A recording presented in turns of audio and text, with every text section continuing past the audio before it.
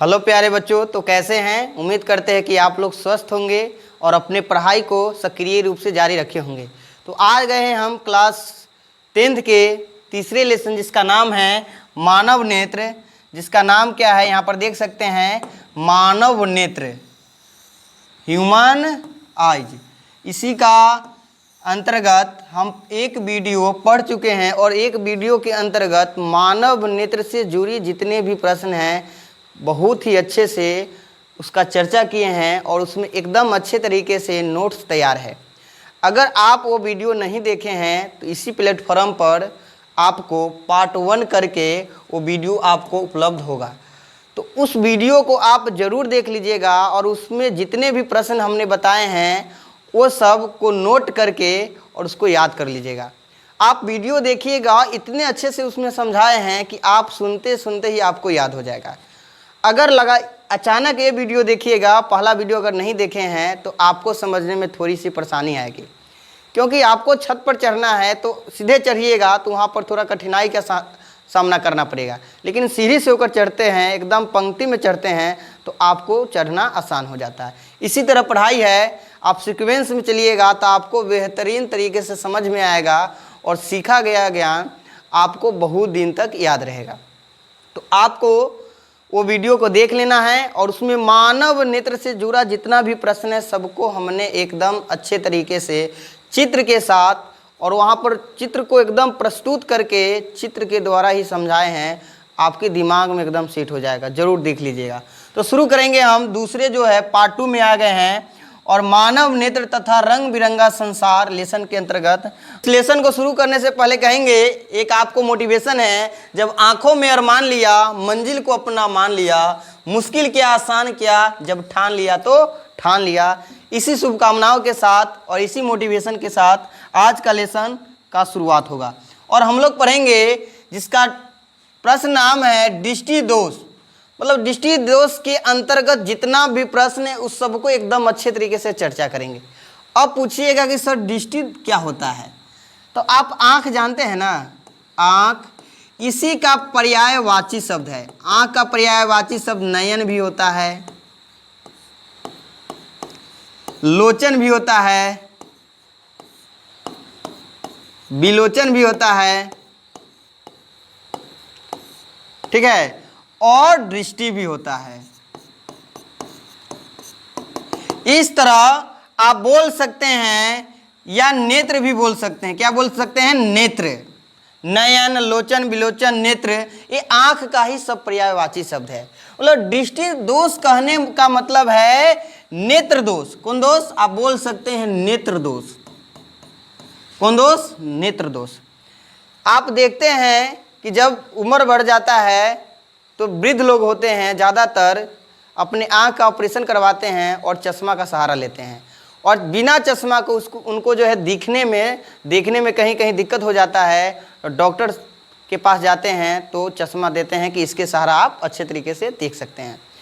तो दृष्टि दोष मतलब ये होता है कि जब कोई वस्तु निकट में रखा हुआ है या दूर रखा हुआ है, मतलब कोई वस्तु पास में है हमारा या दूर में है और उसको हम स्पष्ट रूप से नहीं देख पा रहे हैं तो कहेंगे वहाँ क्या? दृष्टि दोष। क्या कहेंगे? नेत्र का दोष है। मतलब उनको देखने में दिक्कत हो रहा है। अगर सामने में कोई वस्तु है और देखने में दिक्कत हो रहा है या दूर रखा हुआ है उसको देखने में दिक्कत हो रहा है तो बोलेंगे क्या? उसको दृष्टि दोष बोलेंगे।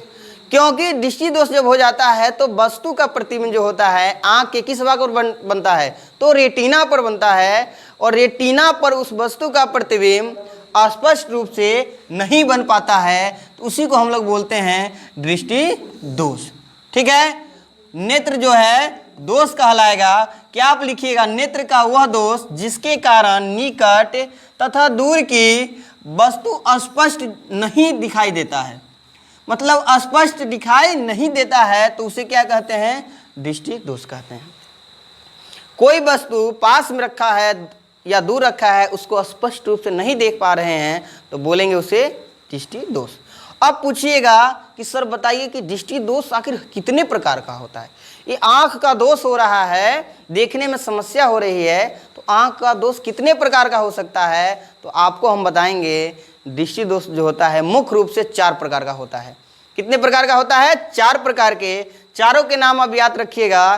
पहला होता है निकट दृष्टि दोष, दूसरा हम बताएंगे दूर दृष्टि दोष या दूर दृष्टि दोष ही को बोलते हैं दीर्घ दृष्टि दोष, तीसरा बताएंगे जरा दृष्टि दोष और चौथा जो है अबिंदुकता।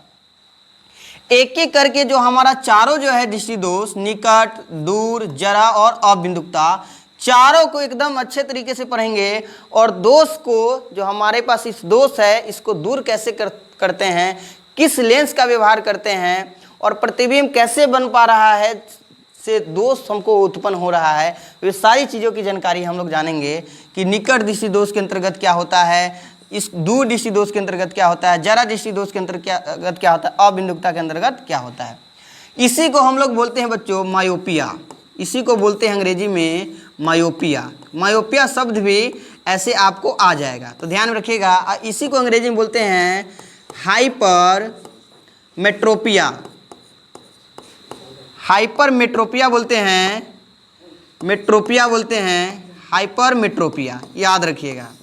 तो हमने बताया आपको दृष्टि दोष कितने प्रकार के? 4 प्रकार के, निकट, दूर, जरा दृष्टि और अबिंदुकता। तो आप दृष्टि दोष को लिख लीजिएगा कि कितने प्रकार के होता है? 4 प्रकार के। अब चलते हैं, हमारा जो पहला जो दोष है उसका चर्चा करेंगे एकदम अच्छे तरीके से। आप बस सुनते रहिए, पहले सुनिए और सुनकर ही आपको याद हो जाएगा। अब नाम है निकट दृष्टि दोष, ठीक है? कौन? निकट दृष्टि दोष। अब जिस व्यक्ति को, अगर आपके आसपास में कोई व्यक्ति है, अब देखिएगा कि उनको देखने में न दिक्कत हो रहा है, आपको लगेगा कि उनके पास में कोई वस्तु है लेकिन वो कहेगा कि हमको दिखाई नहीं दे रहा है, लेकिन जब दूर रख देते हैं तो कह रहा है कि हमको दिखाई दे रहा है। मतलब निकट में वस्तु है तो कभी दिखाई दे रहा है, कभी दूर में दिखाई दे रहा है, कभी दूर है तो निकट में, तो आप बोल सकते हैं कुछ न कुछ दोष है, लेकिन आप यहाँ पर अंतर नहीं कर पा रहे हो कि उनके अंदर कौन सा दोष है। तो आप बताइएगा कि जिस व्यक्ति को निकट की वस्तु खूब अच्छे से दिखाई दे रही है, मतलब जो दोष है वही दिखाई देता है, और दूर की वस्तु स्पष्ट रूप से नहीं दिखाई देता है। मतलब निकट दृष्टि दोष में क्या होता है? निकट की वस्तु अच्छे से दिखाई देता है लेकिन दूर की वस्तु अच्छे से नहीं दिखाई देता है, तो आप वहाँ पर बोलिएगा उस व्यक्ति के अंदर निकट दृष्टि दोष है। बोलिएगा वैसा दोष जिसमें निकट की वस्तु दिखाई देती है स्पष्ट रूप से लेकिन दूर की वस्तु नहीं दिखाई देती है, तो उसे कहते हैं निकट दृष्टि दोष। इसका कारण भी हम बताएंगे कि कारण क्या होता है। कारण क्या होता है चित्र के द्वारा पहले समझ लीजिए। आपका यह मान लेते हैं नेत्र है और निकट दृष्टि दोष में आप बताइएगा कि एक कमेंट करके कि कौन सी वस्तु दिखाई देती है, निकट की कि दूर की दिखाई देती है। तो आप कमेंट करिएगा कि निकट की वस्तु स्पष्ट रूप से दिखाई देता है लेकिन दूर की नहीं देता है। आप बताइए कि मानव नेत्र में कौन सा लेंस लगा होता है। तो हमने पिछले क्लास में आपको क्लियर किए थे और बताए थे कि मानव नेत्र में उत्तल लेंस लगा होता है। अब उत्तल लेंस लगा होता है और जब प्रकाश की किरणें आती है, हमारे यहाँ पर प्रकाश की किरण वस्तु से टकराकर जब पड़ती है तो यहाँ पर लेंस से अपवर्तन के बाद इसको बनना चाहिए, कटना चाहिए रेटिना पर, लेकिन ये जो है किरण जो है ये वस्तु के प्रतिबिंब रेटिना पर नहीं, यहाँ पर रेटिना है और रेटिना पर नहीं बना पाता है, और रेटिना पर नहीं बनाने के कारण उस व्यक्ति जो है उस वस्तु को स्पष्ट रूप से नहीं देख पाता है। तो ये आपका जो नेत्र गोलक है यहाँ पर दिख रहा है, नेत्र गोलक है, क्योंकि आँख का जो आकार है एकदम गोलाकार, आप यहाँ पर छूकर देख सकते हैं। और पिछले वीडियो में चित्र के द्वारा आपको हम बताया कि आँख कैसा होता है, किस आकार में होता है। तो एक गोलक होता है और ये नेत्र जो गोलक होता है निकट दृष्टि दोष में बड़ा हो रहा है। देखिए क्योंकि प्रतिबिंब पहले बन रहा है, नेत्र गोलक क्या हो रहा है? बड़ा हो रहा है। तो एक कारण हम बताए हैं, यहाँ पर पहला कारण हम नोट करिएगा, नेत्र गोलक का क्या हो जाना? लंबा हो जाता है, अर्थात नेत्र लेंस और रेटिना के बीच की दूरी क्या हो जाती है? बढ़ जाती है। देखिए रेटिना यहाँ है, लेंस यहाँ है, दोनों के बीच की दूरी क्या हो गया? बढ़ गया है। तो पहला कारण याद रखिएगा, नेत्र गोलक बड़ा हो जाता है और नेत्र लेंस और रेटिना के बीच की दूरी बढ़ जाता है। दूसरा कारण आप याद रखिएगा, यहाँ पर दूसरा कारण है कि नेत्र लेंस का मोटा हो जाना। नेत्र लेंस क्या हो जाता है? मोटा हो जाता है, जिसके कारण फोकस दूरी कम हो जाता है। दो कारण जान गए कि नेत्र गोलक लंबा हो जाता है और नेत्र लेंस जो है मोटा हो जाता है। तो इस तरह से निकट दृष्टि दोष क्या होता है इसका कारण भी हम जान गए। चलिए आपको फिर से हम फिगर के द्वारा बता देते हैं, एकदम अच्छे से पूरा क्लियर हो जाएगा। देखिए यहाँ पर एक नेत्र है, इसमें उत्तल लेंस लगा हुआ है, नेत्र लेंस। ये प्रकाश की किरण यू आया यहाँ पर आ रहा है, और ये प्रकाश की किरण देख सकते हैं कि रेटिना पर नहीं कट के रेटिना से पहले ही कट रहा है, यहाँ पर ही इमेज बन रहा है, लेकिन बनना चाहिए यहाँ पर रेटिना पर बनना चाहिए, और नहीं बनने के कारण ही उस व्यक्ति के अंदर कौन दोष उत्पन्न हो रहा है, तो निकट दृष्टि दोष। अब देखिए इसका उपचार कैसे करते हैं, निराकरण कैसे करते हैं। तो आप याद रखिएगा कि निकट दृष्टि दोष को दूर करने के लिए आप यहाँ पर चित्र देख सकते हैं कि प्रकाश के अपवर्तन चैप्टर में हम बताए हैं कि जिस लेंस का मध्य भाग पतला हो और किनारा मोटा हो तो उसे कहते हैं अवतल लेंस। क्या कहते हैं? अवतल लेंस। तो निकट दृष्टि दोष को दूर करने के लिए रोगी के चश्मा में अवतल लेंस को लगाया जाता है। और अवतल लेंस कैसे काम करता है, हमने बताए हैं कि अवतल लेंस पर जब प्रकाश की किरण पड़ती है तो थोड़ा फैला देती है, और उत्तल लेंस पर पड़ती है तो केंद्रित कर देती है। इसीलिए अवतल जो लेंस को अपसारी लेंस कहते हैं और उत्तल लेंस को अभिसारी लेंस कहा जाता है। अब देखिए यहाँ पर जब इस पर प्रकाश की किरण पड़ा अवतल लेंस पर शुरू में यहाँ पर, अब ये थोड़ा प्रकाश को फैला दिया, और फैलाने के बाद क्या है, यहाँ पूर्ण रूप से प्रतिबिंब जो है रेटिना पर बन रहा है। अब रोगी के चश्मा में लग गया लेंस, और लेंस लग गया अवतल, और वो रोगी जो है निकट के साथ साथ दूर की वस्तुओं को भी स्पष्ट रूप से देख पाएगा। ठीक है, चलिए आगे यहाँ पर भी नोट कर लीजिएगा कि निकट दृष्टि दोष का निवारण निकट दृष्टि दोष को अवतल लेंस के द्वारा ठीक किया जाता है। ठीक है, यहाँ पर चित्र में भी हमने बताए हैं। तो आप बताइए, आपके एग्जाम में 10 से ज़्यादा बार ये पूछा गया प्रश्न, 10 से भी ज़्यादा बार पूछा गया प्रश्न है। तो निकट दृष्टि दोष को दूर करने के लिए रोगी के चश्मा में अवतल लेंस का प्रयोग करते हैं। लेकिन आज के जो जनरेशन है, देखिएगा बहुत कम उम्र में ही बच्चों की आँख ज़्यादा खराब हो रहा है। इसका कारण है लाइट का, जैसे बच्चे मोबाइल से ज़्यादा जुड़े हो जाते हैं, आप विभिन्न तरह का गेम खेलने लगते हैं, और गेम खेलने के बाद उनकी आंख पर इफेक्ट पड़ता है उस प्रकाश के, जिससे आंख क्या हो जाती है, खराब हो जाती है। और कुछ लोग तो शौक के लिए पहनते हैं, कुछ लोग शौक के लिए। इसीलिए जब भी आप फ़ोन चलाइए उसको नाइट मोड में लगा दीजिए, ठीक है ना, या डार्क मोड में लगा दीजिए, ताकि वो जब उसको चलाइएगा तो उसका प्रकाश ज़्यादा तीव्र जो है आपकी आंख पर नहीं पड़ेगा, नहीं तो आपका आंख खराब होने की संभावना होता है। क्योंकि बहुत कम उम्र में इस आंख का जो दोष है एक वृद्धावस्था में जाकर होना चाहिए, लेकिन पहले हो जाता है। इसका कारण है यही है कि मोबाइल का ज़्यादा उपयोग करना। तो जब भी आप कुछ कर रहे हैं, पढ़ाई भी कर रहे हैं, तो उसको थोड़ा प्रकाश को क्या करें, कम करके और नाइट मोड लगा कर पढ़िए। आपको नाइट में पढ़िए, कोई दिक्कत नहीं होगा। ठीक है, तो एक उम्र के साथ बीमारी ठीक शोभता है और उम्र से पहले नहीं शोभता है। तो अपने स्वास्थ्य का ख्याल आपको रखना है। और नेत्र जो है एक महत्वपूर्ण ज्ञानेंद्रिय है, हमने बताए हैं, जिसकी सहायता से प्रकाश की उपस्थिति में हम पूरे वस्तु को देख पाते हैं। भगवान द्वारा गिफ्ट है और ये उपहार है, और ये उपहार के द्वारा हम वस्तु को, दुनिया में रंग को पहचान पाते हैं, वस्तु को देख पाते हैं। इसीलिए ये ज्ञानेंद्रिय को बचाना बहुत ज़रूरी है, क्योंकि आँख का कीमत वही जानता है जिसके पास नहीं है। तो ये आपके हाथ में है कि अपने जीवन में कोई भी बीमारी एक उम्र के साथ आ रहा है तो बहुत सुंदर है, नेत्र दोष में भी आता है कि आज के जनरेशन में बढ़ता जा रहा है, तो इसको आपको ध्यान रखना है। ठीक है, तो इसको नोट कर लीजिएगा। अब चलते हैं, हमारा निकट दृष्टि दोष पूरा कंप्लीट हुआ। अब आ गए हैं हाइपरमेट्रोपिया में, मतलब दूर दृष्टि दोष। अब उसी तरह निकट दृष्टि दोष आपको याद हुआ कि निकट की वस्तु सर दिख रहा है, दूर की नहीं दिख रहा है। आप उसको उल्टा कर दीजिए, आप उसको उल्टा कर दीजिए एकदम। दूर दृष्टि दोष में क्या होता है कि दूर की वस्तु दिखाई देता है, मतलब जो दोष है, जो हमारे पास विजन है वही दिखाई दे रहा है। जिंदगी में कभी नहीं भूलिएगा, क्योंकि नाम से पड़ जाइएगा तो गलत कर जाइएगा। जो दोष वही दिखाई देता है। दूर दृष्टि दोष में दूर की वस्तु एकदम क्लियर दिखाई देती है। देखिएगा, जो बुजुर्ग लोग होंगे उनको ये इस प्रकार का दोष हो जाएगा तो न्यूज़पेपर पढ़ेंगे तो एकदम दूर करके। हमने बताया है कि स्पष्ट दृष्टि की न्यूनतम दूरी कितना सेंटीमीटर होता है, तो आप बताइएगा कितना। हम बताए थे 25 सेंटीमीटर, मतलब कम से कम हमको 25 सेंटीमीटर तक ही पढ़ पाएंगे।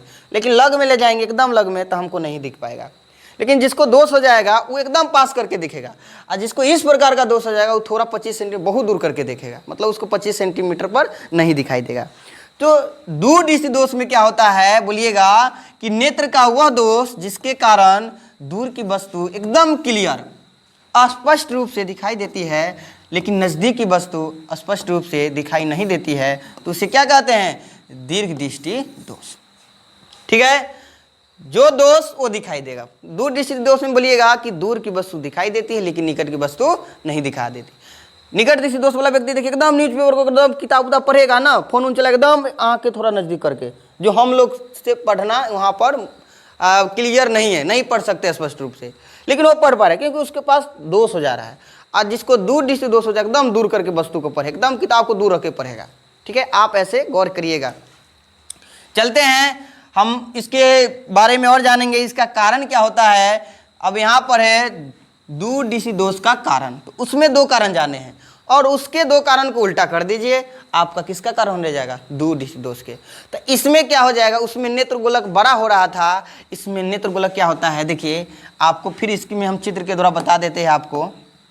देखिए चित्र के द्वारा बता देते हैं ताकि क्लियर हो जाए। ये हमारा बना लिए, नेत्र में लगा लिए और नेत्र में लेंस लगा लिए। अब ये प्रकाश की किरण यहाँ पर पड़ेगा और इसमें क्या होता है कि प्रकाश की किरण, ये रेटिना है, रेटिना पर बनने की बजाय रेटिना से दूर जाकर बनती है। रेटिना से क्या हो रहा है? यहाँ पर रेटिना से, यहाँ पर रेटिना है लेकिन रेटिना पर नहीं बन रहा है, रेटिना से दूर जाकर बन रहा है। तो आप बोलिएगा यहाँ पर कारण में कि नेत्र गोलक छोटा हो रहा है। नेत्र गोलक क्या हो रहा है? ये नेत्र गोलक छोटा हो रहा है, जिस वजह से रेटिना और नेत्र लेंस के बीच की दूरी क्या हो रही है? कम हो जा रही है। ठीक है, तो यहाँ पर हमने बताया नेत्र गोलक क्या हो रहा है? छोटा हो जाता है। नेत्र गोलक क्या हो जाता है? छोटा हो जाता है, जिसके कारण नेत्र लेंस और रेटिना के बीच की दूरी क्या हो जाती है? उसमें बढ़ रहा था, इसमें क्या हो रहा है? कम रहा है। ठीक है, यहाँ पर देख सकते हैं उसमें हमने क्या बताया है इसका कारण। देखिए कि नेत्र गोलक इसमें लंबा हो रहा है तो उसमें बड़ा हो रहा है, नेत्र लेंस और रेटिना के बीच की दूरी क्या हो रही है? बढ़ जा रही है, ए में बढ़ जा रहा था। लेकिन यहाँ पर हम बताए हैं इसी के अपोजिट कारण में कि नेत्र गोलक क्या हो रहा है? इसमें नेत्र गोलक छोटा हो रहा है, जिसके कारण छोटा होगा तो नेत्र लेंस और रेटिना के बीच की दूरी क्या हो रही है? कम रही है। ठीक है, यहाँ पर क्या हो रहा है? बनना चाहिए रेटिना यहाँ, लेकिन ये कम गया। दूसरा कारण उसमें नेत्र लेंस क्या मोटा हो रहा था, इसमें नेत्र लेंस क्या हो जा रहा है? पतला हो जाता है। क्या हो जाता है? पतला हो जाता है, जिसके कारण फोकस दूरी यहाँ पर बढ़ जाएगा। क्या हो जाएगा? बढ़ जाएगा।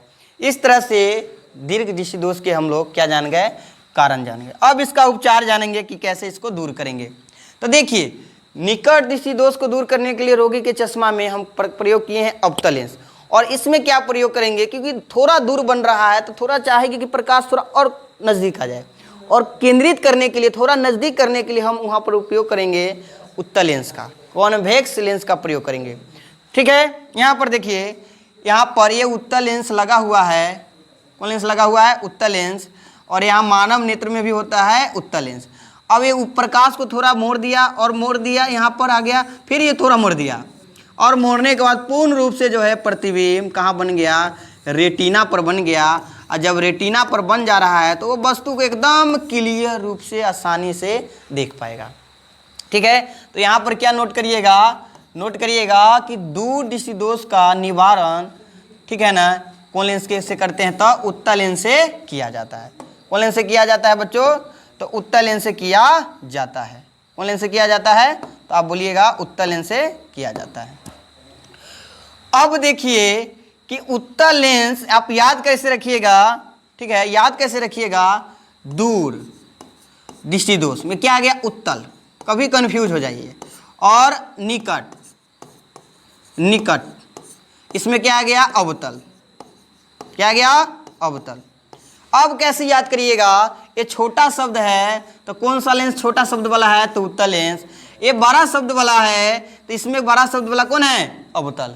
आप कभी नहीं भूलिएगा, दूर को दूर करने के लिए उत्तल, छोटा शब्द छोटा लेंस वाला, निकट वाला 3 शब्द। यहाँ पर देखिए 2 शब्द है, इसमें 3 है, ये 3 है तो इसमें क्या है? 4 है। ठीक है, इस तरह से आप क्लियर हो गया। अब चलते हैं हम आगे। अगला हमारा जो दोष है जरा दृष्टि दोष, जो 3 नंबर है आपका, कौन दोष है? जरा दृष्टि दोष। अब जानेंगे हम लोग किस दोष के बारे में, तो जरा दृष्टि दोष के बारे में जानेंगे, एकदम अच्छे तरीके से जानेंगे, किसी तरह का दिक्कत होने वाली बात नहीं है, आपको एकदम अच्छे से माइंड में सेट हो जाएगा। अब कुछ व्यक्ति के क्या होता है कि निकट की वस्तु भी दिखाई नहीं देता है और कभी दूर की वस्तु भी दिखाई नहीं दे रहा है, मतलब यहाँ पर निकट की वस्तु देखने में भी समस्या और दूर के भी देखने की समस्या, मतलब दोनों समस्या आ जाए। तो जब दोनों समस्या आ जाता है तो आप वहाँ पर लागे बताइएगा कि उस व्यक्ति के अंदर ना निकट है ना दूर है, ये दोनों है, और दोनों को मिलाते हैं तो जो दोष का निर्माण होता है उसको बोलते हैं जरा दृष्टि दोष। ठीक है, तो बोलिएगा इस दोष में मानव नेत्र का वह दोष जिसके कारण वह दूर की वस्तु और नजदीक की वस्तु दोनों स्पष्ट दिखाई नहीं देता है, तो उसे कहते हैं जरा दृष्टि दोष। यह दोष वृद्धावस्था में, ठीक है, किस अवस्था में? वृद्धावस्था में होता है, जब बुजुर्ग हो जाता है व्यक्ति तो उस अवस्था में होता है ये दोष। और नेत्र लेंस की लचक इसमें क्या हो जाती है? तो बोलिएगा कम हो जाती है। जरा दृष्टि दोष को दूर करने के लिए रोगी के चश्मा में बाइफोकल लेंस, ठीक है, या द्विफोक्सी लेंस इसी को बोलते हैं। अब पूछिएगा कि सर बाइफोकल लेंस कौन है? आप पूछिएगा अब हमसे कि बताइए बाइफोकल लेंस क्या होता है? तो बाइफोकल लेंस में होता है जिस लेंस में उत्तल लेंस भी हो, ठीक है, जिसमें क्या हो? उत्तल लेंस भी हो, जिसमें उत्तल लेंस भी हो और अवतल लेंस भी हो, जिसमें उत्तल लेंस भी हो और अवतल लेंस भी हो, दोनों हो, क्योंकि दोष दोनों प्रकार का है, निकट के भी नहीं दिख रहा है, नहीं नज़दीक के भी दिख रहा है, नहीं दूर के भी दिख रहा है, तो उसमें दोनों लेंस का प्रयोग करेंगे। और उत्तल लेंस अवतल लेंस के सम्मिलित रूप को ही बोलते हैं हम लोग बाइफोकल लेंस। कौन लेंस? Bifocal lens. कौन लेंस बोलते हैं? तो बाइफोकल लेंस। ठीक है, इस तरह से हम लोग जाने हैं कि जरा दृष्टि दोष क्या है और इसका निपटारा कैसे करते हैं। तो इसमें दोनों समस्या रहेगा, न निकट की दिखाई देगा न ही दूर की, और इसको दूर करने के लिए रोगी के चश्मा में बाइफोकल या द्विफोक्सी उसी को बोलते हैं लेंस का व्यवहार करते हैं। बोलिएगा कि बाइफोकल लेंस क्या है? तो इसमें उत्तल लेंस भी होता है और अवतल लेंस भी होता है। चलते हैं, हमारा 4 नंबर जो दोष है वो है अबिंदुकता। क्या है? अबिंदुकता। अगर वीडियो अच्छा लग रहा होगा, आपको अच्छे से पसंद आ रहा होगा, बिल्कुल चीज़ें समझ में आ रहा होगा, तो आप चैनल को सब्सक्राइब कर दीजिएगा। अपने प्यारे प्यारे मित्रों जितने भी है आपके संपर्क में उसको शेयर कर दीजिएगा और उनको बता दीजिएगा कि अभी जो है 10th का चल रहा है, अब हाल ही कुछ समय बाद, मतलब कुछ समय बाद ही इस प्लेटफॉर्म पर 11th का भी शुरू किया जाएगा, 12th का भी किया जाएगा और 9th का भी। तो आपके संपर्क में जितने भी बच्चे हैं, अगर 9th में हैं, 11th में है, 12th में है, वे सभी को भेज दीजिए ताकि इस प्लेटफॉर्म से जुड़ जाए। जब क्लास शुरू होगा तो उनके पास जो है नोटिफिकेशन पहुंच जाएगा, तलाश करने की आवश्यकता नहीं होगा। तो अच्छा लग रहा होगा तो एक प्यारा प्यारा लाइक कर दीजिएगा और अपने मित्रों को शेयर कर दीजिएगा ताकि हम लोग का मनोबल बढ़ा रहे। तो आपको एक पर एक चीज़ पढ़ाएंगे, एक पर एक चीज़ बताना है कि लगेगा हमको कि हम जो पढ़ा रहे हैं वो सही है, इसलिए हम बोल रहे हैं कि आप थोड़ा इस चैनल को सब्सक्राइब करके लाइक कर दीजिएगा कि लगेगा कि हम जो बता रहे हैं, जो कंटेंट दे रहे हैं, जो हम वस्तु दे रहे हैं यहाँ पर जो बता रहे हैं, एकदम आपको समझ में आ रहा है। अब जो है अबिंदुकता, हमारा जो चौथा जो दोष है उसका नाम है बच्चों 4 नंबर जो है अबिंदुकता। अब देखिए, कभी कभी क्या होता है, कुछ व्यक्ति को ना कुछ चीज़ देख लिया, अब उसके माइंड में सेट हो जाता है। कोई चीज़ देख लिया, माइंड में सेट हो गया कि वस्तु यहाँ रखा है, लगेगा कि देख लिया वहाँ पर दिख रहा, थोड़ा थोड़ा दिख रहा है, लेकिन जब पकड़ने जा रहा है वहाँ पर देखा कि गिलास है, लेकिन पकड़ रहा है तो वहाँ पर कुछ नहीं है, गिर जाता है। लगता है कि यहाँ पर कुछ है रखा हुआ, पकड़ने गिर जाता है। तो कोई भी एक चीज़ ना, मतलब कई जगह दिखाई देता है, कोई भी एक चीज़ कई जगह दिखाई देता है, तो समझिएगा उस रोगी के अंदर अबिंदुकता है। कौन लेंस है? अबिंदुकता है। मानव नेत्र का यहाँ पर देखिएगा वह दोष जिसके कारण एक ही वस्तु कई स्थान पर दिखाई पड़े, तो उसे कहते हैं अबिंदुकता। और इस दोष को दूर करने के लिए हम लोग करते हैं सिलेंडरिक लेंस का प्रयोग, और इसी को बोलते हैं हम लोग बेलनाकार लेंस। कौन लेंस बोलते हैं? बेलनाकार। बेलनाकार लेंस, हिंदी में बोलते कौन लेंस? बेलनाकार लेंस का प्रयोग करते हैं। तो बोलिएगा अबिंदुकता में कि इस दोष से पीड़ित व्यक्ति को एक ही वस्तु कई स्थान पर दिखाई देती है तो उसे कहते हैं अबिंदुकता दोष। और इस दोष को दूर करने के लिए रोगी के चश्मा में हम लोग व्यवहार करते हैं बेलनाकार लेंस का, सिलेंड्रिकल जो लेंस होता है उसी का उपयोग करते हैं। इस तरह से दृष्टि दोष क्या होता है और उसके कितने प्रकार है, दोष का क्या कारण है, कैसे उपचार करते हैं, किस लेंस का प्रयोग करते हैं, ये हमारा हो गया, ये टॉपिक समाप्त हो गया। तो आपको ये टॉपिक बिल्कुल अच्छे तरीके से समझ में आया होगा कि कहीं पर भी दिक्कत होने वाली बात नहीं है। ठीक है, एक बार बता देते हैं। दृष्टि दोष हमने बताया कि जब वस्तु निकट की भी और दूर के भी नहीं दिखाई देने लगता है या वस्तु का प्रतिबिंब रेटिना पर नहीं बनता है तो उसी को कहते हैं दृष्टि दोष। फिर बताया आपको कि उसका कारण क्या होता है निकट दृष्टि दोष का। यहाँ पर देख सकते हैं दृष्टि दोष में। चलते हैं हम अपने अगले टॉपिक में। इस तरह दृष्टि दोष पढ़ लिए हैं और उसके प्रकार को, कारण को, उपचार को चित्र के द्वारा आपको हम बता दिए हैं। ठीक है, अब यहाँ पर आपको एक होमवर्क देंगे हम। अब पूछिएगा कि सर जी क्या होमवर्क देंगे, तो यहाँ पर होमवर्क के रूप में देंगे। आपको चीज़ें सब बता दिए हैं, बस आप उसको एक अच्छे तरीके से आप नोट को तैयार कर लीजिएगा। एक तरफ आप लिखिएगा निकट दृष्टि दोष, एक तरफ लिखिएगा दूर दृष्टि दोष, और उसका अंतर तैयार करिएगा कि उसका अंतर क्या होता है। तो हमने बताए हैं कि निकट दृष्टि दोष में कि निकट की वस्तु दिखाई देती है, इसमें लिखिएगा, और दूर की वस्तु नहीं दिखाई देती है। और दूर दृष्टि दोष में बोलिएगा दूर की वस्तु दिखाई देती है लेकिन निकट की वस्तु नहीं दिखाई देती है। ठीक है, निकट दृष्टि दोष को दूर करने के लिए रोगी के चश्मा में अवतल लेंस का प्रयोग करते हैं और दूर दृष्टि दोष को दूर करने के लिए रोगी के चश्मा में, निकट दृष्टि दोष को दूर करने के लिए अवतल लेंस और दूर दृष्टि दोष को दूर करने के लिए रोगी के चश्मा में उत्तल लेंस का प्रयोग करते हैं। इसमें क्या हो जाता है कि नेत्र गोलक आपका क्या हो जाता है, बड़ा हो जाता है, इसमें छोटा हो जाता है। तो इस तरह के हम टॉपिक आपको बताए हैं। आपको होमवर्क के रूप में रहेगा कि आप इसको होमवर्क के रूप में एक अंतर की तरह उसको बना लीजिएगा। चलते हैं आगे की प्रश्न में। अगला हमारा प्रश्न है कि प्रकाश का प्रकीर्णन क्या होता है, स्कैटरिंग ऑफ लाइट।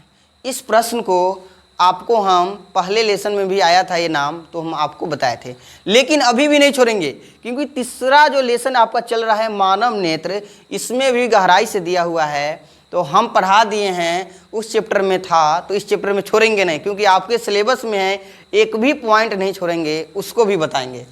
क्योंकि क्या हो गया, रिवीजन तो कम से कम हो जाएगा। हम सोचे कि पढ़ा दिए तो क्या एक बार और पढ़ा देंगे ताकि बच्चों को रिवीजन हो जाए। अब प्रकाश का प्रकीर्णन क्या होता है? प्रकीर्णन मतलब होता है कि प्रकाश जो है बहुत दूर से आती है। सूर्य के प्रकाश की बात कर ले तो सूर्य यहाँ से 15 करोड़ किलोमीटर की दूरी पर है और सूर्य का प्रकाश पृथ्वी तक आने में 8 मिनट 20 सेकेंड का समय लगता है, टोटली 500 सेकेंड का लगभग। अब वो प्रकाश वहाँ से आती है तो वायुमंडल में बहुत सारा धूल कण है और वायुमंडल में धूल कण, पानी के बूंदे, धुआं, कुहासा, इस सब से टकराकर विभिन्न दिशाओं में फैल जाती है और ये फैलने की जो घटना होती है इसी परिघटना को बोलते हैं प्रकाश का वन विक्षेपण। आप देखे होइएगा, आप सोचे होइएगा कि आकाश का रंग नीला क्यों दिखाई देता है। तो हमने बताया सूर्य के प्रकाश में 7 रंग होता है और 7 रंग के लिए एक ट्रिक दिए थे, वैजानी पिनाला। क्या दिए थे? वैजानी पिनाला। ठीक है, मतलब सूर्य के प्रकाश में, श्वेत प्रकाश में 7 रंग होता है, बैगनी, जामुनी, नीला, हरा, पीला, नारंगी, लाल। वो इस ट्रिक दिए थे, आप कभी नहीं भूलिएगा। इस 7 रंगों में सबका प्रकीर्णन होता है, जिसमें सबसे ज़्यादा प्रकीर्णन होता है बैगनी का, सबसे कम लाल का। लेकिन आकाश का रंग नीला दिखाई देता है। पूछेगा आकाश का रंग नीला दिखाई देता है किस घटना के कारण? तो प्रकाश के प्रकीर्णन के कारण। क्योंकि जब प्रकाश की किरण आती है तो सबसे ज़्यादा बैगनी प्रकीर्णित होती है, फिर जामुनी होती है, लेकिन इस सब की इतना प्रकीर्णन हो जाता है, इतना मुड़ जाता है कि ये प्रकाश का तरंगदैर्घ्य बहुत कम होता है, उसका प्रकाश हमारी नेत्र तक नहीं पहुंच पाता है, लेकिन नीला रंग का प्रकाश पहुंच पाता है, इसलिए आकाश हमें कैसा दिखाई देता है? नीला। ठीक है, तो यहाँ नोट करिएगा प्रकाश का प्रकीर्णन क्या होता है। जब प्रकाश की किरणें वायु में उपस्थित धूल कण या अन्य सूक्ष्म कणों से टकराकर सभी दिशाओं में फैल जाता है तो इसी घटना को कहते हैं प्रकाश का प्रकीर्णन। नोट, प्रकाश के प्रकीर्णन के कारण ही हमें आकाश कैसा दिखाई देता है, तो नीला दिखाई देती है, क्योंकि नीला रंग का प्रकीर्णन सबसे क्या होती है, अधिक होती है। लेकिन इससे भी ज़्यादा होता है बैगनी और जामुनी का। नीला का इस कारण इस यहाँ पर आकाश का रंग नीला दिखाई देता है, इसका घटना पूछेगा तो आप प्रकाश का प्रकीर्णन बताइएगा, क्योंकि नीला रंग का प्रकाश ही हमारे पास पहुँच जाता है। ठीक है, अब प्रश्न आया कि आकाश का रंग नीला क्यों दिखाई देता है। तो हमने वही बताए हैं कि सूर्य का प्रकाश जब वायुमंडल से होकर गुजरता है तो वायुमंडल में उपस्थित छोटे छोटे कण जो नीले रंग का प्रकीर्णन अन्य रंगों की अपेक्षा सबसे अधिक करते हैं, जिस कारण से नीला रंग पूरे वायुमंडल में फैल जाता है, जिसके कारण आकाश का रंग कैसा दिखाई देती है, नीला दिखाई देता है। जो बात हम बताए वही है कि वायुमंडल में उपस्थित धूल कणों द्वारा सूर्य का प्रकाश फैल जाती है, जिसमें नीला रंग का प्रकीर्णन सबसे ज़्यादा होता है, इसीलिए नीला रंग का प्रकाश ही हमारी आंखों तक पहुंच जाता है, इसलिए आकाश का रंग कैसा दिखाई देता है, नीला दिखाई देता है। अब देखिए अंतरिक्ष में जाइए। ठीक है, अंतरिक्ष में जब नील आर्मस्ट्रॉन्ग गए थे सबसे पहले, तो उन्होंने अंतरिक्ष से देखा तो उनको आकाश कैसा दिखाई दिया, काला। जहाँ पर कोई भी वायुमंडल नहीं है वहाँ से अगर देखा जाए तो आकाश पूरा कैसा दिखाई देगा, काला। ऐसा क्यों? क्योंकि अंतरिक्ष में कोई भी वायुमंडल नहीं है, कोई भी गैस नहीं है, ना ऑक्सीजन है, ना कार्बन डाइऑक्साइड है, ना ही लिथियम है, मतलब किसी तरह का गैस वहाँ पर नहीं है। और जब गैस ही नहीं है, किसी तरह का धूलकण वहाँ पर कुछ है ये नहीं है गैस, तो प्रकाश का प्रकीर्णन करेगा कहाँ से? वायुमंडल जब है ही नहीं है वहाँ पर तो प्रकाश फैलेगा कहाँ? और प्रकाश नहीं फैलेगा तो बिल्कुल आकाश का रंग कैसा दिखाई देगा, अंतरिक्ष से काला दिखाई देगा। तो बोलिएगा काला क्यों दिखाई देता है? क्योंकि अंतरिक्ष में कोई भी वायुमंडल नहीं है, जिस कारण से प्रकाश का प्रकीर्णन नहीं होता है, इसीलिए अंतरिक्ष यात्रियों को आकाश कैसा दिखाई देता है, काला। यहाँ पर नोट कर लीजिएगा, आपको नोट करने के लिए हम बताए हैं कि आप अच्छे तरीके से इसको देखकर नोट कर लीजिएगा। अंतरिक्ष यात्री को आकाश काला इसलिए दिखाई देता है कि अंतरिक्ष में वायुमंडल नहीं है, जिस कारण प्रकीर्णन नहीं हो पाता है। जब किसी भी रंग का प्रकीर्णन नहीं होता है तो कोई भी रंग वायुमंडल में नहीं फैलता है। यही कारण है कि अंतरिक्ष यात्रियों का आकाश कैसा दिखाई देता है, काला दिखाई देता है। आपको बेहतरीन तरीके से, और हमको लग रहा है जहाँ तक, अगर अच्छे से अगर देख लिए ना, अब देखिए एक वीडियो में हमने 10 टॉपिक क्लियर कर लिए, तो ये हम नहीं चाहेंगे कि आप एक ही बार क्लियर कर ले। आप क्या करिए, उसको रोक रोक कर नोट कर लीजिए, या 2 दिन में नोट करिए, 3 दिन में करिए, उसको 2 बार 3, क्योंकि अपलोडेड रहेगा, आप 2 से क्या 10 बार देख सकते हैं, और बार बार देखिए, और एक बार में करने की आवश्यकता नहीं है। हम सोच रहे हैं कि अच्छे तरीके से आपका तैयारी हो, इसको आप नोट कर लीजिएगा, क्योंकि नोट्स रहेगा तो आप अच्छे से पढ़िएगा और अच्छे तरह से नोट्स को तैयार करिएगा। जिस तरह एक दुल्हन को सजाया जाता है तो बहुत खूबसूरत दिखने लगता है, उसी तरह अपने कॉपी को सजाइए, रंग बिरंगे कलम का प्रयोग करिएगा, क्योंकि अच्छा जब लिखा रहेगा ना और देखने में अच्छा आपका नोट्स लगेगा कॉपी, तो आप उसके तरफ अट्रैक्ट होइएगा, क्योंकि यार फिजिक्स पढ़ रहे हैं, हमको सबसे बेहतरीन नोट्स बना है फिजिक्स का, और फिजिक्स का कॉपी बहुत अच्छा से देखने को लगे, क्योंकि आप विभिन्न कलर का प्रयोग किए हैं वहाँ पर, अच्छे बनाए हैं, सुंदर बनाए हैं। आप जिन्हें तेने लिख लीजिएगा, अच्छे से नहीं लिखिएगा, एक कॉपी में लिख लीजिएगा प्रकाश के परावर्तन क्या है, अपवर्तन ये में लिख लीजिएगा, मानव नेतृत्व में, तो अच्छा नहीं लगेगा कि 3 कॉपी का प्रयोग कर रहे हैं। आप अच्छे से एक ही कॉपी में सुंदर से लिखिए, और ताकि उसकी तरफ क्या होइए, आकर्षित होइएगा। आपका मेहनत मेरा सहारा, मतलब मेरा मार्गदर्शन, लेकिन मेहनत आपका है, और दोनों का जब है, कहते हैं ना कि हथियार कितनों खतरनाक हो, हथियार कितनों खतरनाक क्यों ना हो, निशाना कब लगेगा, जब चलाने वाला अच्छा हो। समझ गए होइएगा बात के कि आपको कितना अच्छा से दे रहे हैं, आपके हाथ में कि कितने अच्छे से उसको तैयारी करके आप टॉपर बन सकते हैं और बेहतरीन नंबर ला सकते हैं। और टॉपर जब आएगा ना तो उस समय हम लोग को लगेगा कि नहीं, हम जो पढ़ाए हैं ना वो अच्छा पढ़ाए हैं, और इससे हमारा जो है टेस्ट भी होगा, हमारा भी मूल्यांकन होगा कि हाँ बेहतरीन तरीके से बता रहे हैं। इसको नोट कर लीजिएगा। चलिए अब हमारा प्रश्न है, यहाँ पर आप नोट कर सकते हैं कि चंद्रमा पर, ठीक है, चंद्रमा पर खड़े व्यक्ति को आकाश नीला की अपेक्षा काला दिखाई देता है, आकाश काला दिखाई देता है। बात वही है जो हम बताए हैं अंतरिक्ष यात्री वाला, आकाश काला दिखाई देता है।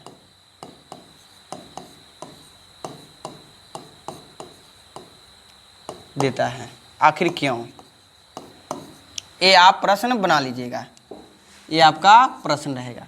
तो बोलिएगा क्या? वही बात है कि अंतरिक्ष में चंद्रमा पर कोई भी वायुमंडल नहीं है, जिस वजह से वहाँ पर प्रकीर्णन नहीं होता है, और प्रकीर्णन नहीं होने के कारण क्या दिखाई देता है? चंद्रमा से आकाश कैसा दिखाई देता है? नीला दिखाई देता है।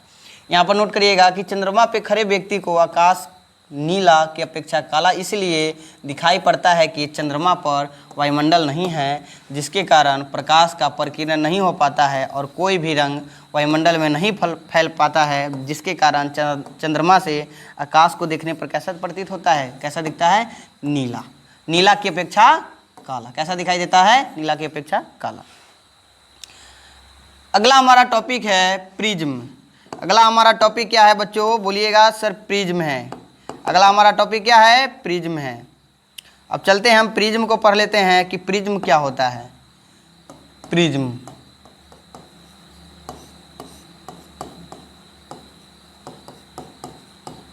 ये वाला टॉपिक भी आपको हम पढ़ाए थे दूसरे लेसन में। तो प्रिज्म जो है दो समतल सतहों से घिरा पारदर्शी पदार्थ होता है। दो समतल सतहों से घिरा पारदर्शी पदार्थ होता है और उस पारदर्शी पदार्थ का ही नाम है प्रिज्म।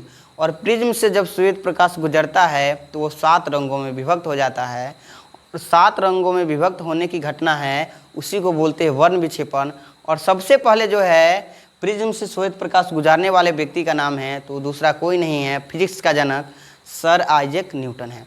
सबसे पहले उन्होंने 7 रंग प्राप्त करके ये सिद्ध किए थे कि सूर्य के प्रकाश में 7 रंग होता है और वो 7 रंगों को स्पेक्ट्रम या वर्णपट कहा जाता है। और प्रिज्म त्रिभुजाकार प्रिज्म में 5 फलक होता है और प्रत्येक कोण 60 डिग्री का होता है। किसी निश्चित कोण पर झुके 2 समतल पृष्ठों के बीच घिरे हुए पारदर्शी माध्यम को प्रिज्म कहते हैं। प्रिज्म श्वेत प्रकाश को 7 रंगों में विभक्त कर देता है। प्रिज्म का अपवर्तन कोण 60 डिग्री का होता है और प्रिज्म में कितने सतह होते हैं? 5। देखिए कैसे होता है। ये प्रिज्म है आपका, ये हम बना लिए प्रिज्म का आगे का पार्ट। जब इससे सूर्य का प्रकाश श्वेत प्रकाश गुजारते हैं, श्वेत प्रकाश तो श्वेत प्रकाश गुजारते हैं तो कितने रंगों में विभक्त हो जाता है? यह 7 रंगों में विभक्त हो जाता है। 7 रंगों में विभक्त हो गया। और ये 7 रंगों में विभक्त होने की जो घटना होता है उसी को बोलते हैं प्रकाश का वर्ण विक्षेपण। क्योंकि प्रिज्म से जब सूर्य प्रकाश गुजरता है तब पता चलता है कि सूर्य के प्रकाश में कितने रंग है? 7। और ये प्राप्त हुआ, इसी का नाम है वर्णपट। चलिए तो इसको भी नोट कर लीजिएगा। अब प्रश्न आ गया, ठीक है, कि प्रिज्म से जब 7 रंग प्राप्त होता है और 7 रंग प्राप्त होने की जो घटना है उसको क्या बोलते हैं? तो उसको बोलते हैं वर्ण विक्षेपण। इसको भी हम पढ़ाए हैं लेकिन इसमें दिया हुआ है तो इसको छोड़ेंगे नहीं। बोलिएगा जब सूर्य की श्वेत प्रकाश किसी प्रिज्म से होकर गुजरता है तो वह 7 रंगों में विभक्त हो जाता है। इसी घटना को बोलते हैं प्रकाश का वर्ण विक्षेपण। और इन रंगों के बनी पट्टी को बोलते हैं वर्णपट या स्पेक्ट्रम। अब लाल रंग का झुकाव सबसे कम होता है और बैंगनी रंग का झुकाव सबसे अधिक होता है। सबसे ज़्यादा मुड़ने वाला जो रंग है वो आपका कौन रंग है? तो आप बोलिएगा बैंगनी रंग है। और सबसे कम मुड़ने वाला जो रंग है वो कौन रंग है? तो आप बोलिएगा लाल रंग होता है। इसका क्या कारण हो सकता है? इसका कारण हो सकता है क्या? तो बोलिएगा तरंगदैर्घ्य। क्या बोलिएगा?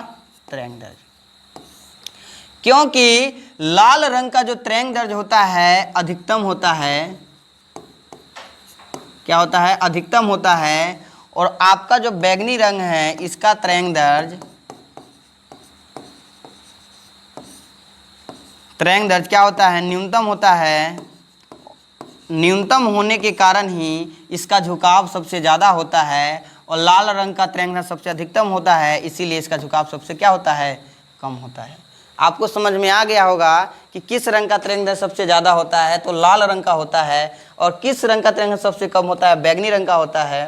किस रंग का झुकाव सबसे ज़्यादा? तो बैंगनी रंग का। किस रंग का झुकाव सबसे कम? तो लाल रंग का। कारण बताइएगा? तो तरंगदैर्घ्य, वेव लेंथ। यहाँ पर देख सकते हैं कि प्रिज्म से जब 7 रंग गुजर रहा है तो इसी घटना का क्या नाम पड़ा? वर्ण विक्षेपण। चलते हैं आगे की प्रश्न में।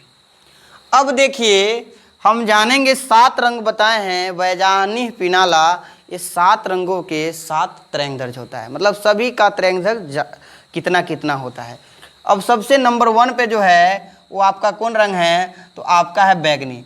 मतलब हम चल रहे हैं बढ़ते क्रम में, ठीक है, बढ़ते क्रम में, इसी को बोलते हैं आरोही क्रम। सबसे कम बैगनी का। अब पूछिएगा सर कितना होता है, तो इसका मान हम यहाँ पर बता रहे हैं आपको नैनोमीटर में। तरंगदैर्घ्य किस मीटर में, नैनोमीटर में। अगर आपको बताना होगा एंगस्ट्रम में तो एक उनको जीरो और जोड़ लीजिएगा, मतलब एंगस्ट्रम में को जीरो बढ़ जाएगा, यहाँ पर इसमें भी एक जीरो बढ़ जाएगा, मतलब 3800 से हो जाएगा यहाँ पर 4400। लेकिन नैनोमीटर में मान है 380 से 440, जामुनी के आपका 440 से 460, नीला का 460 से 500, हरा का 500 से 570, पीला का 570 से 590, नारंगी का आपका हो जाएगा 590 से 620, लाल का 620 से 700। इस तरह से इतना नैनोमीटर, मतलब 380 नैनोमीटर से 440 नैनोमीटर तक बैगनी का है। ये आप देखिए तो सबसे कम है।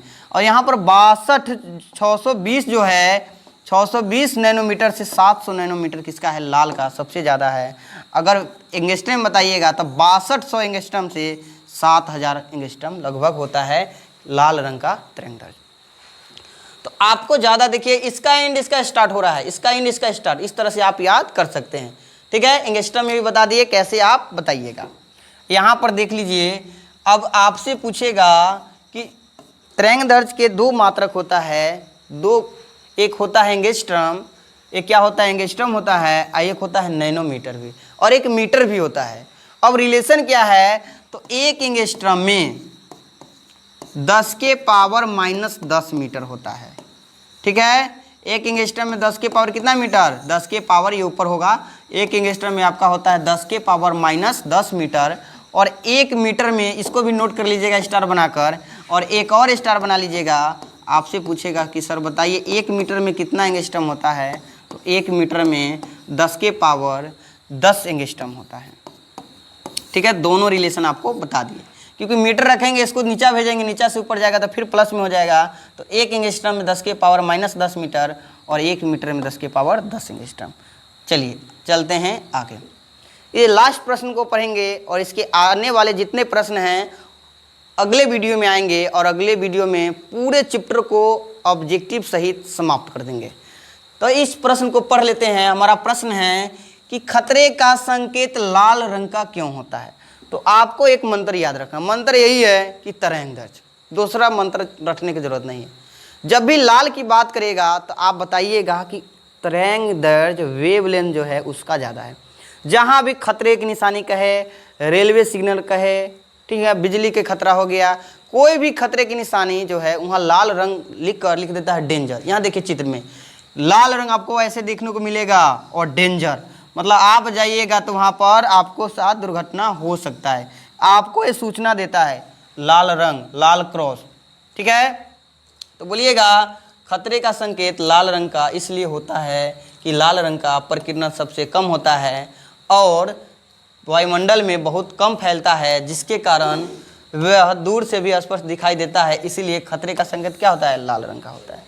आप क्या बोलिएगा कि खतरे का संकेत लाल रंग का इसीलिए होता है क्योंकि लाल रंग का प्रकीर्णन सबसे कम होता है, वायुमंडल में सबसे कम फैलता है, इसीलिए खतरे का संकेत लाल रंग का होता है। लेकिन आपको अगर ये न याद हो तो आप याद रखिएगा एक ही बात कि खतरे का संकेत लाल रंग का इसीलिए होता है क्योंकि लाल रंग का तरंगदैर्घ्य क्या होता है, सबसे ज़्यादा होता है।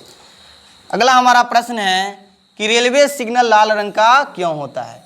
यही बात है क्योंकि इसका तरंगदैर्घ्य क्या होता है, सबसे अधिक होता है। क्योंकि इसका क्या होता है, तरंगदैर्घ्य सबसे अधिक होता है। जब भी लाल की बात है, यहाँ देखिए रेड मतलब स्टॉप, येलो मतलब थोड़ा वेट करके चलिए, मतलब चलिए नहीं वेट करिए, थोड़ा प्रतीक्षा करिए, और ग्रीन मतलब आप जाइए। ग्रीन में क्या हो गया, आप सक्रिय है, आप जा सकते हैं। तो बोलिएगा लाल रंग का प्रकीर्णन सबसे कम होता है और यह रंग वायुमंडल में सबसे कम फैलता है, जिसके कारण लाल रंग का कूहे और धुएं में भी स्पष्ट दिखाई देती है और दूर से दिखाई पड़ता है। यही कारण है कि रेलवे का सिग्नल क्या होता है, लाल सिग्नल, लाल रंग का होता है। जब भी लाल की बात करेगा तो आप यही बताइएगा, क्योंकि उसका तरंगदैर्घ्य ज़्यादा होता है, सबसे कम फैलता है, सबसे कम प्रकीर्णित होता है, इसीलिए लाल रंग का प्रयोग करते हैं। तो इस तरह से अब वीडियो को हम करते हैं यहीं पर समाप्त। मिलते हैं क्लास जो पार्ट 3 वीडियो है उसको लेकर आएंगे और उसमें एकदम अच्छे से पढ़ेंगे और पूरे चैप्टर को क्या करेंगे, समाप्त। तब तक के लिए बाय बाय, जय हिंद, जय भारत।